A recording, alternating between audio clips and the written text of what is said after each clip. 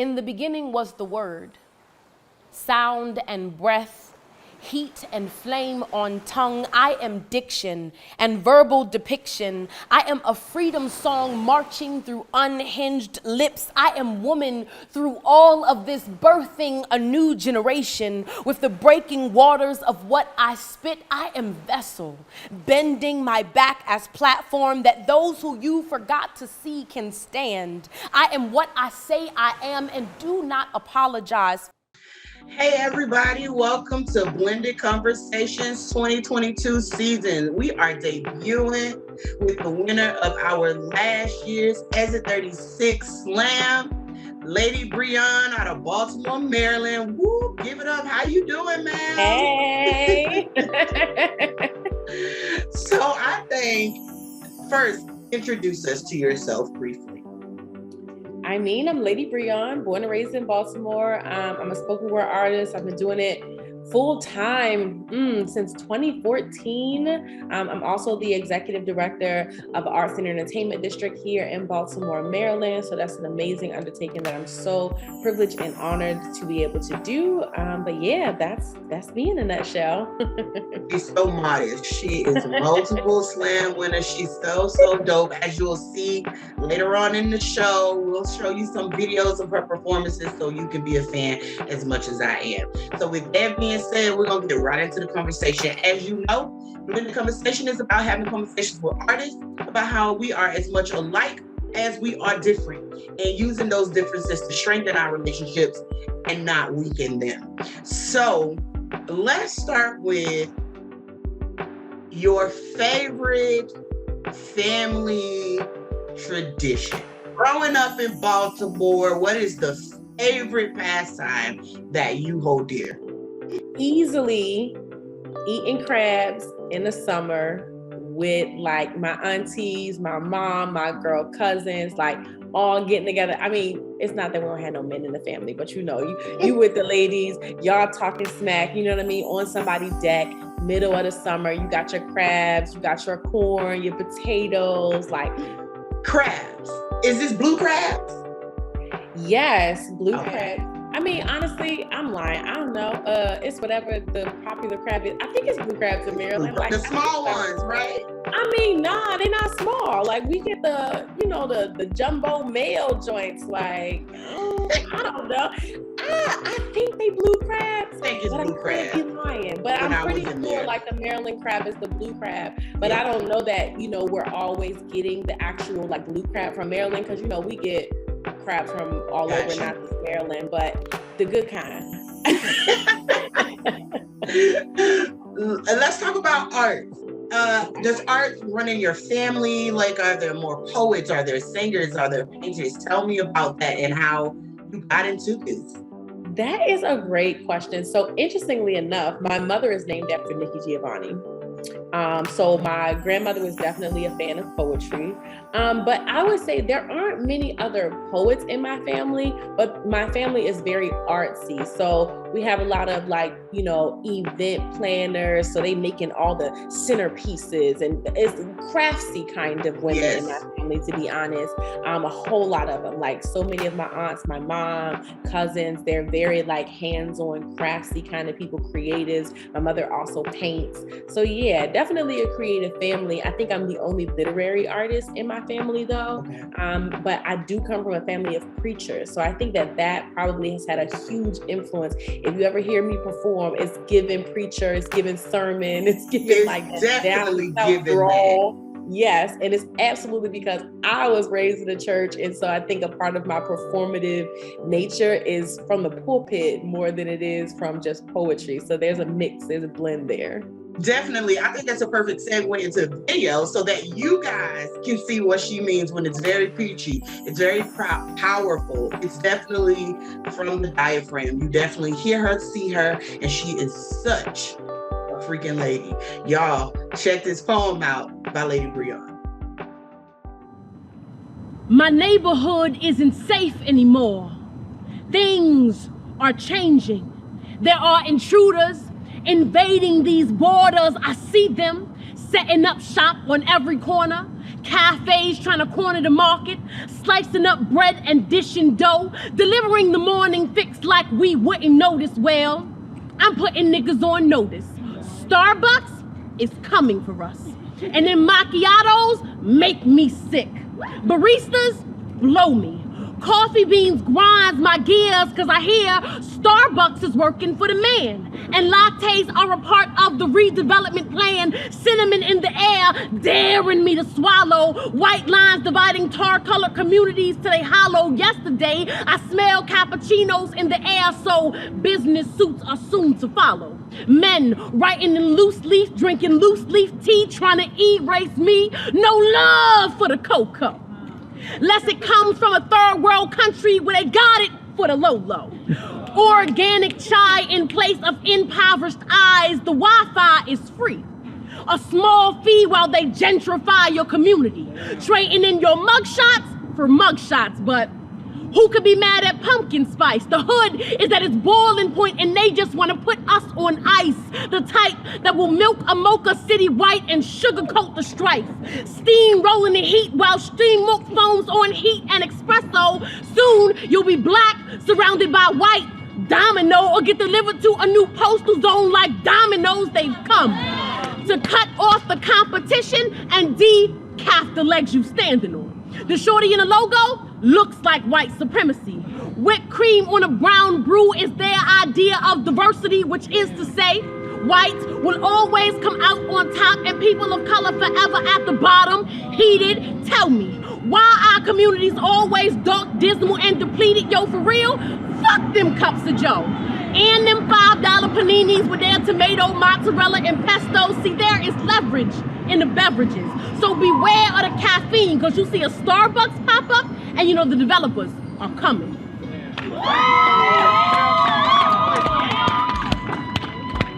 Okay. Hope you guys enjoyed that. I think I want to pick back on the fact that you were raised in the church. Me too. What I find interesting is so many of our artists, particularly Black artists, started in the church, right? At some point, plays, church plays, Easter speeches, that part, all that. What I also find interesting is that we don't typically see the church being a hub of cultivation for those gifts, though. So a lot of times we get to display them, but not cultivate them in the place that they started in. I guess this is off topic, but how do you think the church could be a part of that cultivation? And I mean, they do it naturally, but more so when we become who we are to become. It is, I mean, that's such a good point and such a good question, right? And I have experienced it on both ends. So again, grew up in a church, and while I might have been in church plays or sang in the church choir, been in junior usher boys, etc., as a literary artist, I didn't find a place as much in church. In fact, I remember my mother saying that poetry was secular and I shouldn't be trying to do my poetry in the church, as if the Bible isn't full of poetry, right? Full of poetry. Full of poetry. So when I was younger, I had to really push for instances where I could do poetry in a church, but because a lot of the women in my family were preachers, they did like carve out special times when maybe it was like, there was a youth summit. Yes. They wanted to do something different. So like, Brion could do a poem here or, something like that. But in my adult life, after I went to college, I kind of drifted away from the church a little bit. And I remember the first time I came back to the church, it was a church called Pleasant Hope in Baltimore. And I came for a service called Poetry as Praise, where they didn't do a sermon that morning. They brought preachers in to be like the word for the morning. So I was invited in to do a poem, changed my life, joined the church that Sunday because I was renewed. I was like, I've never seen this before. And in that church in Pleasant Hope, I saw an intentional effort for the church to really meet people where they are and help to cultivate the gifts, the talents, the treasures that people have, that people were like passionate about, because they saw it as these are all gifts from God. So how can we use whatever it is you come to the table with to like build up our church community and build up our, congregants. And so that is a model that honestly I've never seen before, but it's what drew me to that church. And that's still my church home because I felt seen, I felt whole, I felt appreciated in all my different parts, including being a poet. So absolutely. I absolutely agree. It's one of those things when they have a revival or anniversary, they call up these things. A lot of time, if you're not a musician or a singer, you kind of get left behind because that platform is not there. So I thought it was an interesting point to bring up so that we can start encouraging churches to tap into their artists. Art equity is not just for musicians. It's not just for singers and preachers. It's for everyone in your church who share artistic ability. So, okay. Favorite holiday? My favorite holiday is probably, this is a trash holiday. I'm going to preface it with that. Okay. But it's probably Thanksgiving. Okay. The history of it is trash, and this country got a lot of work to do. And shout out to all the Aboriginals who've been fighting against oppression in this country for forever. But I think for my family, two holidays, one aunt takes Thanksgiving, one aunt takes Christmas, and the whole family gathers at either one of their house. Big, huge dinner. But I just love being around my family. I love just the communal aspect of it, the familiar aspect of it. And, I'm so busy. I'm always ripping and running. So I don't get that time to see my family as much. So Thanksgiving is that holiday where I know I'm about to see everybody. It's about to be good food. They appreciate my diet now. So it's actually food that I can eat. And everything is not just pork. So I love it. I love it. That's what's up. Thanksgiving is definitely, I think for me, it's so interesting, my relationship with Thanksgiving and food now in terms of how we celebrate it as African Americans, right, and Black people. Because I think I'm so burnt out of soul food. It's so strange till I'm like, oh, it's Thanksgiving again. We're gonna have this soul food again. And I'm the one hey, let's do a seafood. That's my aunt. She having themed Thanksgivings, honey. So sometimes it's this is a seafood Thanksgiving. Sometimes it's we picking a whole other culture and So definitely my aunt is always pushing the envelope. We don't gotta eat the same food every year. And my dad's Haitian, so I love eating from his side of the family because it's always so different. It's always so tasteful. One of my favorite foods is Haitian food and Mexican food. Shout out to the tacos. Listen, Taco Tuesdays, okay? Who don't love a good taco? Yes, absolutely. I want to talk about what goes into writing a poem for Lady Brion. Great question. I really think it depends on the poem that I'm trying to write or how I'm arriving there. So for example, I get commissioned a lot to write poems. So an organization, an institution, a corporation might reach out, or just an individual might reach out and say, hey, I want a poem about environmental justice that hits on these points. It really depends, right? And so in those instances, I'm actually doing research, right? I'm actually reading books, reading articles, having conversations, watching interviews, what have you, that actually produces the fodder for the poem itself. And that's a very different process, but I think it comes naturally to me because I was a debater in high school. Okay. And my debate coach was adamant about connecting my art with debate. So he would have me make my debate speeches into poems. So I'm used to taking research and wrapping it into poems. And so that's a thing that I love doing. And I think that there are certain types of poets, we call them, we're developing this methodology to teach different types of spoken word, different approaches to spoken word poetry. And so we call them earth poets, the folks who like the research and stuff to go into their poems. So I'm definitely an earth poet. I love it. There are other times though where I don't necessarily go into it with a particular end in mind. I just have one line or one piece of a concept, and I just kind of write until it unveils itself as to what this poem wants to be. So sometimes the poem creates itself. I don't really know where I'm going to get there, but then there are other times where I got a roadmap. I got an outline. I have very intentional. Yes. Has to be said in a poem, and then I craft it that way. So it depends on how I arrived at writing the piece. Yes, and for you writers out there, for you poets out there, I tell people all the time, the most important thing is when you get and speak in front of people, number one is that it's honest. And number two, if you're going to be spitting facts, if you want to talk about something, you better research. You better know what you're talking about, because we have the responsibility. If it's not our stories, if it's not something personal, if it's something we're sharing as an information, as a PSA, make sure you know what you're talking about. Don't be afraid of that research, because it can only make your poem stronger. And for me, it gives you validity as an artist that you appreciate and you take seriously the information that you're putting out there, right? So I appreciate that. I almost asked, did you research? But I was like, nah, let's see where the conversation go. And you hit the nail on the head. So that's perfect. With that being said, let's look at one of them poems and check you out. That's about it. Y'all enjoy the next poem.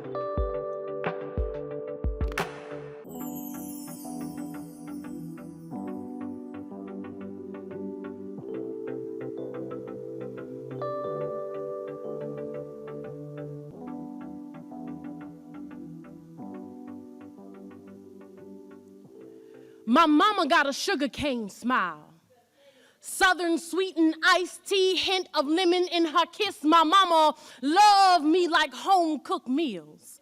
Slow roasted conversations, leftovers in the corners of my mind like I remember. She gave me cheese curls like teething rings to place between my gums and satisfy my crying. She Twizzler twisted my thick hair with globs of blue magic, make me Sunday fresh. My skin hot fudge, she caramel at best. My mama got skin like Raisin Bran, where moles decorate the flakes of her melanin. My mama cornbread and cola, candy yam and cabbage, banana pudding and cobbler. Food so good on the taste buds, it make her feet swell. She wobbles sometimes like the pendulums on grandma's clock that do tell time. Learned it from all the times great-grands was cooking for church's second service. Learn to praise God through baked mac and cheese and pray. My daddy come home from the service, but he dead and gone now, and my mama in combat mode, her body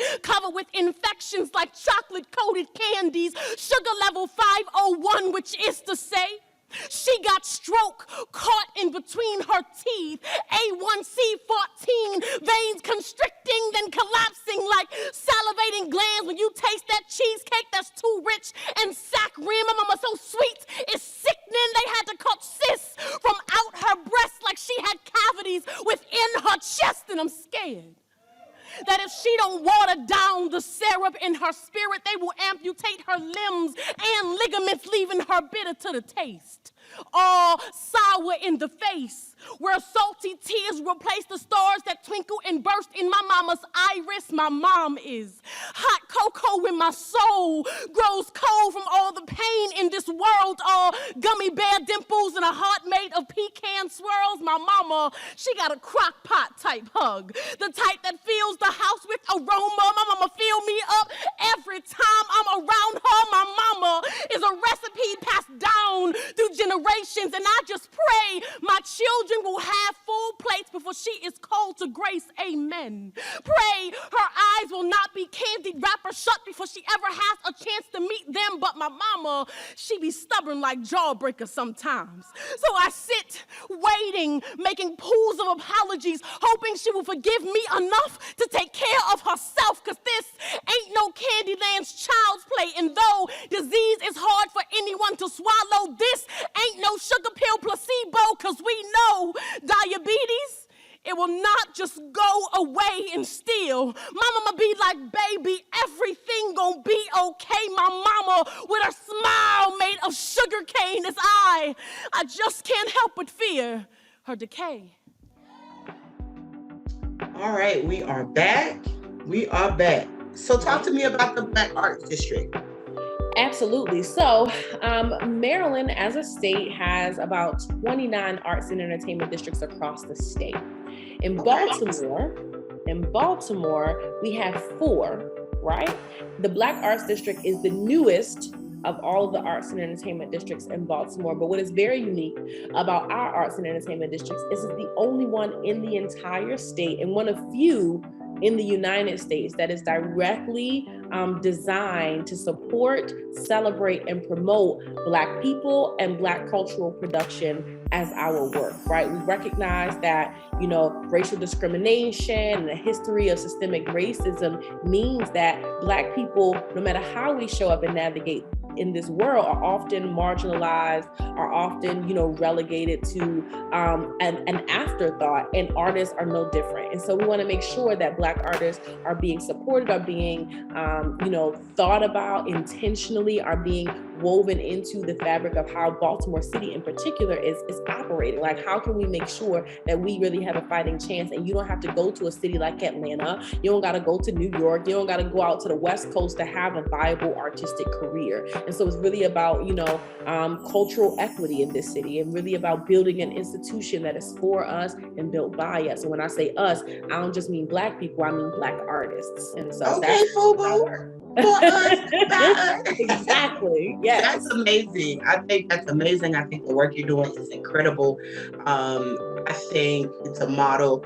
I mean, is there open opportunity to say, yeah, we can come to your city and we can help y'all build out a Black arts district? Or is this something, that you want to keep in Baltimore? No, that's such an interesting thing. I think, so our vision statement is to be a model for creative autonomy, for Black creative autonomy. And so literally you can't say you want to be a model if this is not a thing that people can pick up and do somewhere else. So I think that we recognize this is a very non-traditional, like untapped model, right? And so we want to perfect it here and absolutely be a beacon of light, a model for people to do in their own cities. And we've actually had folks reach out already. I mean, we're only, a few years old, but people have already started to reach out and say, hey, how might we bring this down to Tuscaloosa? How might we bring this to, you know what I mean? So we are definitely thinking about how can we really and succinctly describe what we've done here, how we were able to do it, and what it would look like to pick this up and bring it to your locale in a way that makes it make sense for your city, because every city is not a Baltimore. Correct. But what would a Black arts district look like in another place, right? And how can it really service the Black creatives that are there? So absolutely, the goal is that where Black people are, their art should be appreciated. There's the institutions that are supporting their art, and this is a model that can be used to do that. Absolutely. And I think too, I'm working on this model of the same, but not really in the arts. I think when you have things like this and create these type of platforms and opportunities, you also start thinking about artists' well-being, their livelihoods financially, the things that also make up the person and not just the artist, right? So I can see so much branching out. My brain never really stops moving. And I think it's great. I think it should be taken to other cities. And then I think those cities should branch out. Some people have more geography and more real estate than others. I'm in Pompano. Not that much real estate no more. We this big to start with. And, a lot of the real estate is gone here through the gentrification and things like that. So it's not necessarily a model we can pick up here in terms of space and movement and the way to block off sections that are things, but certain parts of those models we can definitely institute within what we have to work with. So I appreciate the work that you are doing. You just came off of Wouts Fest. Yes. Congratulations. So mad I could not be there, but it just did not line up. I got this call about this residency. I'm like, how would you both of these things? And shout out to you for being booked and busy. Listen, with all these kids. More like, how long can you be away from my family without it being so impactful? So it's like you're always forced to kind of pick and choose. Like, okay, I want to do this and I want to do this, but it might be too tight. So it's one of those things, always those things. And I tell people all the time, my artist friends and my clients who come to me that don't have children, live it up. Be as big, as loud as you need to be now. Because if you decide to have children, it changes, it shifts. That doesn't mean you can't do what you dream or plan to do. It just means it's gonna be different. Like me, I do it, but if I was just by myself, I would have hopped out the plane from St. Croix and go ahead and hop on the plane in Baltimore. You get what I'm saying? Already. I'm just gonna be in Baltimore for a month. I'll be back. But so Woutz, tell me. It's amazing. I think, Oh wait, for the people who don't know what Woutz is, yes, Women of the World Poetry Slam Festival that happens now in Baltimore, and it's women who identify in natural born women compete to be the best woman poet in the world. There you go. There you go, in a nutshell. And so, it's such a beautiful experience to have been able to be at the helm of that.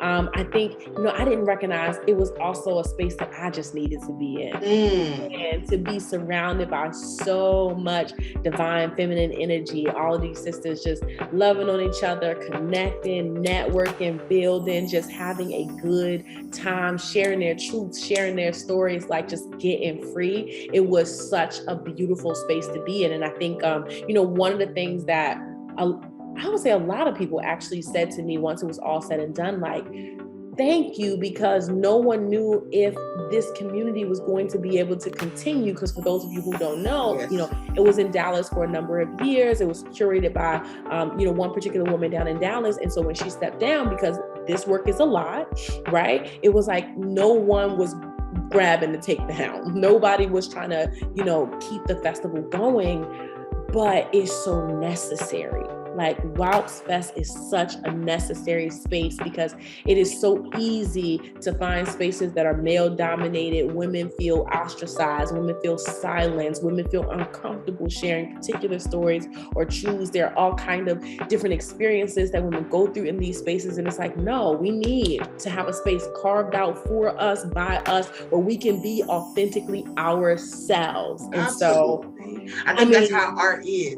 It's one of them things where you think, you don't realize how much, like you said, I needed this more than anything. And I was just talking to another poet last night, and I said, affirmation and validity comes in so many ways. And it's not necessarily about the work you're doing, but the person you are while you're doing that work needs to be validated, needs to be upheld, needs to be in a space where people see you.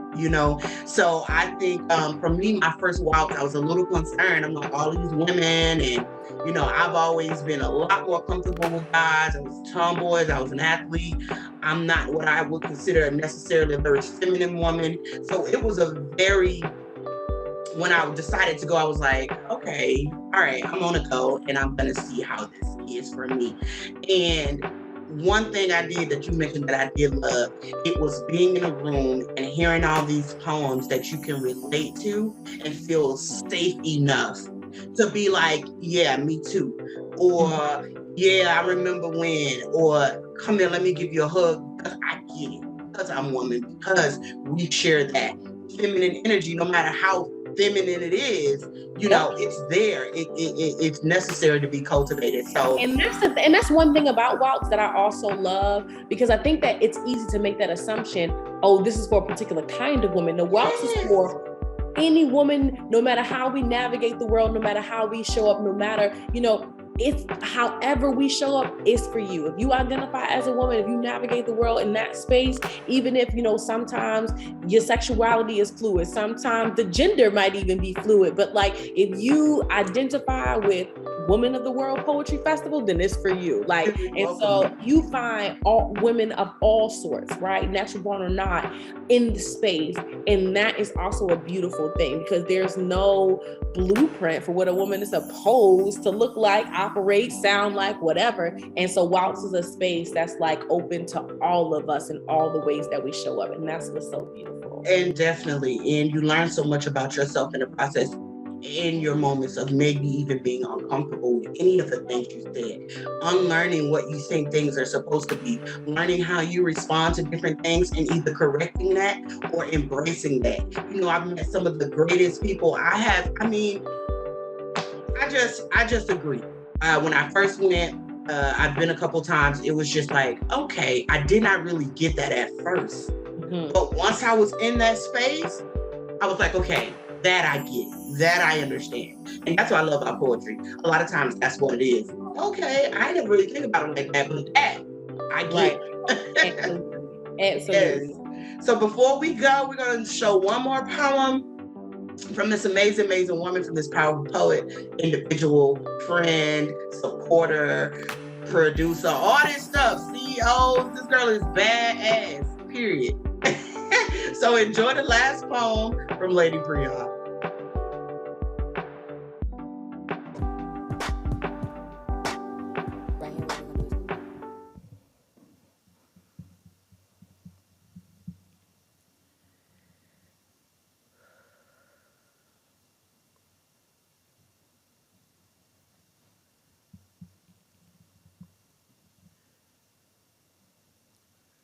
Freedom, freedom, I can't move.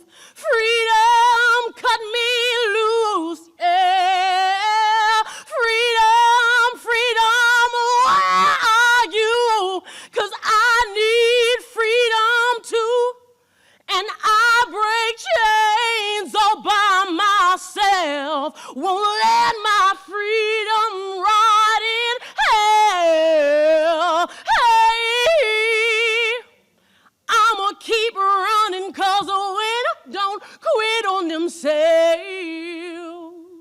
Welcome to the land of the free, where bondage is big business. The United States of America has the largest prison population in the world, and many still can't see the correlation between the plantation and the penitentiary. Like they ain't say slavery was abolished in all jurisdictions except in prisons, they call it the industrial complex, meaning many connected parts all working to produce goods, and there are companies making billions off of prisons. For instance, Victoria, she got hella secrets. Her bras stitched with wires by boys that got picked up because of snitches wearing wires, and I'm sure if Shorty's in here right now walking around in her privatized prison panties. Microsoft got cellmates crunching numbers and crafting keyboards. Bank of America also got bars around America. Even Toys R Us had their hands in detention centers. It's like Fisher Price got a price tag on our children, and it figures since there is a pipeline, third grade test scores are used to determine the number of prison beds, and in turn, prisoners make college beds. So when you're sitting at your desk writing next time, just think it was made by someone doing hard time. Now, how's that for mandatory sentencing? It's not correctional. It's righting the wrongs of the South, losing that war, and ensuring free labor never goes bankrupt as long as cells stay fully stocked like grocery stores, and even Whole Foods pays half price for labor. License plates made by state inmates. We ride in the highway of success with exits stamped by live stop sign by the justice system. It's like everybody in the hood's a convict. But are we criminals or commodities? Because honestly, I done did the cost-benefit analysis. You charge the father with moms on layaway and with dads subtracted babies just hanging in the balance. But what's the difference? The math is dividing the masses. We procreate, they incarcerate, but prisons will not rehabilitate because that's a bad business model. Recidivism increases profits and dividends. Just check the receipts. This is the land of the free, or rather the land of dollars and cents, where taking away freedom will always be a more worthwhile investment. All right. So I like to end with allowing my artists to tell what you got coming up and how people can follow you, get in touch with you, and find out more about what you're doing. Absolutely. So I'm taking a break, y'all. Okay. That's what's happening next. Yes. Okay, a little bit of self-care. No, but honestly, if you all want to follow my work or get in contact, you can find me on social media at Lady, the letter B, Speaks. So that's Lady B Speaks on social media. If you want to find out more about the Black Arts District, you can either go to our website, blackartsdistrict.org, or follow us on social media at Official Black Arts District to find out all the things. You can also figure out what I'm doing because most of the stuff is Black Arts District related these days. So I welcome y'all to reach out or connect. I'd love to talk to you. Sounds good. Well, Thank you for joining us for another episode of Limited Conversations. Join us next month. Remember, Limited Conversation is a summer series, so we go from June through September, bring you artists from across the country, sharing their stories, sharing their passions, and hopefully you find some inspiration in that. Peace.